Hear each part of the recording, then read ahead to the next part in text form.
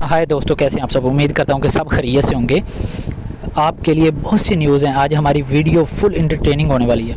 तो दोस्तों, आज की हमारी पहली न्यूज़ डब्ल्यूडब्ल्यूई के नेक्स्ट पीएलई के बारे में है, जो कि 2 दिन की दूरी पर है, जो कि clash in Paris.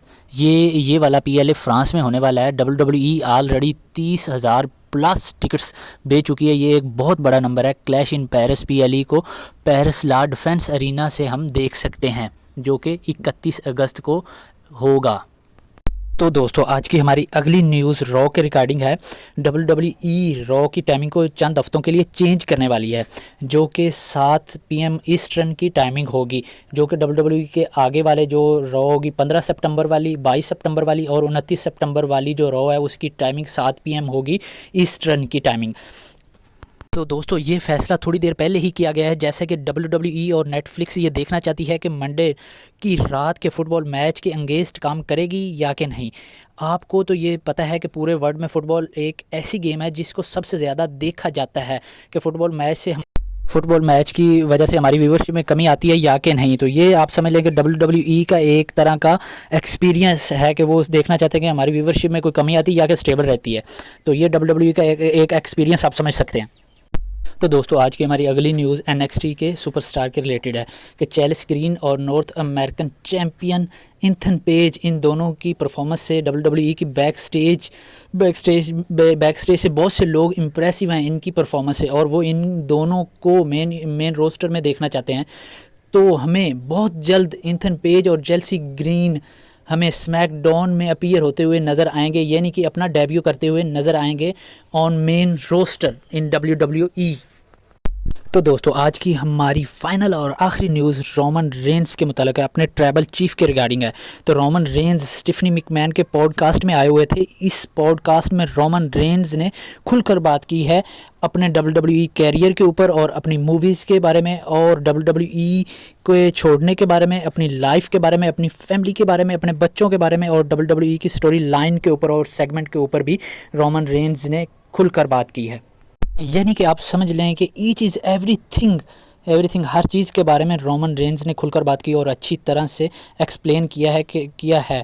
Roman Reigns ने सबसे पहले अपने प्रोमो के बारे में बात की। रोमन रेंस ने कहा कि मुझे अपने प्रोमो में चीप शॉट्स पसंद नहीं है। मुझे जो चीज़ पसंद है वो है फैंस का रिएक्शन, ऑडियंस का रिएक्शन। मुझे इस बात से फ़र्क नहीं पड़ता कि फैंस मेरे लिए चैंट कर रहे हैं या कि बू कर रहे हैं। मुझे इस बात से फ़र्क पड़ता है, रोमन रेंस ने कहा कि मुझे इस बात से फ़र्क पड़ता है कि मुझे फैंस की तरफ से रिएक्शन नहीं आ रहा। मुझे और कुछ भी नहीं चाहिए, मुझे बस सिर्फ फैंस की तरफ से रिएक्शन चाहिए। रोमन रेंस ने मज़ीद ये कहा है कि मुझे अपने प्रोमो में कम्युनिकेशन स्किल को बेहतर से बेहतर बनाना ज़्यादा पसंद है, और फैंस के साथ कनेक्शन बना के रखना और फैंस को अपने प्रोमो के साथ लेकर चलना मुझे ज़्यादा पसंद है।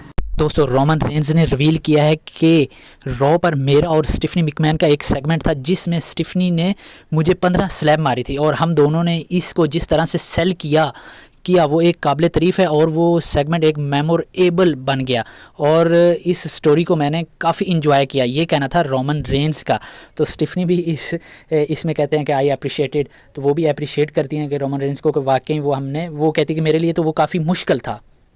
रोमन रेंस ने अपने रिलीजन के ऊपर भी बात की। रोमन रेंस ने कहा कि मैं एक क्रिश्चियन और क्रिश्चियनिटी के ऊपर ईमान रखता हूँ। और रोमन रेंस का मज़ीद कहना था कि खुदा पर अपने अकीदे की बातचीत करते हुए कहा कि खुदा के बगैर कुछ भी मुमकिन नहीं है, चाहे आप मजहबी हैं या कि नहीं हैं। रोमन रेंस कहते हैं कि रोमन रेंस ने कहा कि आला ताकत पर यकीन करना ज़रूरी है, यकीन रखना ज़रूरी है। रोमन रेंस ने स्टीफनी मैकमैन के पॉडकास्ट में ये भी रिवील किया है कि जब वो प्रोमो या सेगमेंट करते हैं तो वो अपने चेहरे के एक्सप्रेशन के बारे में बात की है।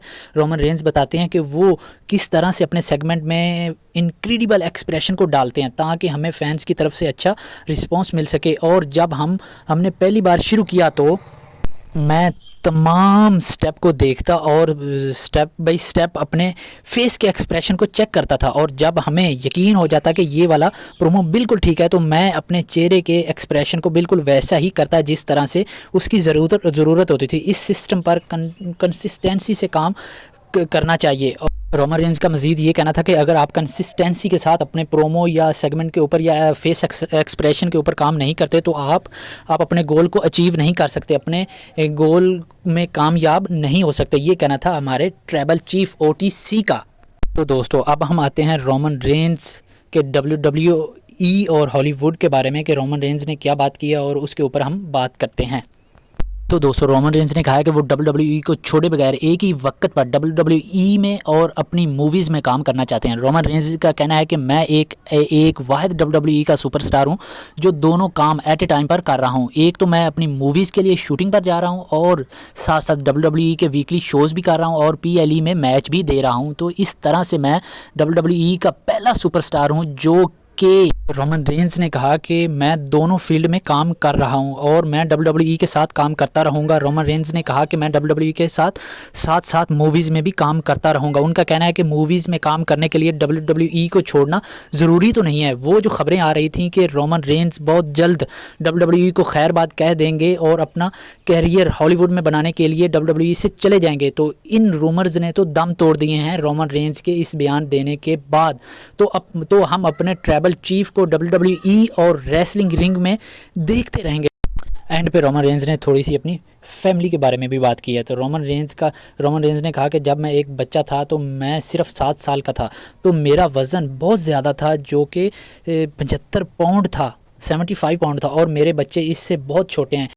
इसलिए मैं उनको हर वक्त कहता रहता हूं कि मैं आप सबको शिकस्त दे दूंगा। फिर उन्होंने सरकास्टिक वे में कहा कि मैं और मेरे जुड़वा बच्चे आपको आसानी से बीट कर देंगे और बर्बाद कर देंगे। ये हमारी फैमिली यानी कि अनोवा फैमिली के लिए कोई मुश्किल काम नहीं है। हमारी जो अनोवा फैमिली है वो इसी तरह के कामों के लिए जानी जाती है।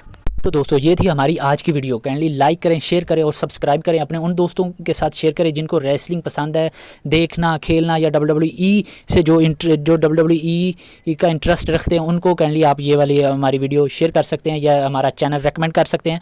तो stay with us for the next video. Thanks for watching.